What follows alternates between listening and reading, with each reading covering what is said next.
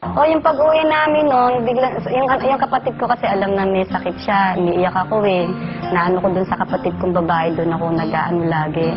Tapos sabi niya, ate, painumin mo si Kuya April ng Pure Barley. Ano yung, nung gumaling si Ritoli sa cancer Ritoli din. Fernandez, Oo. oo. Tatagpuan ninyo, ilang buwan mong ginamit? Mga 3 months, sabi ko, mahal, lumalakas ako dito. Mga ilang buwan pa, tinigil ko na ho yung maintenance ko ng lahat ng sakit ko. Ayon sa mga doktor, malinis na raw sa prostate cancer ngayon si April Boy. Sa edad na 50, tila nabigyan ng pangalawang buhay ang kilalang jukebox singer. At bilang pasasalamat sa Diyos, lingguhang nagba-Bible study ang kanyang pamilya at ang kanilang mga kaibigan sa kanilang tahanan. Ang pinaka-number 1 na gamot talaga, ang pagdadasal sa Diyos, sa Panginoon sa Kristo.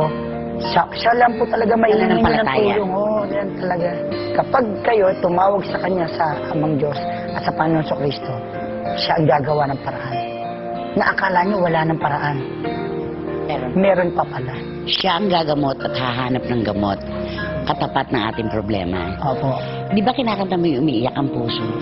Umiiyak ang puso ko't sumisigaw, pati ang isip ko damdamin ay humihiyaw. Maraming salamat. Thank you so much. Maraming salamat po.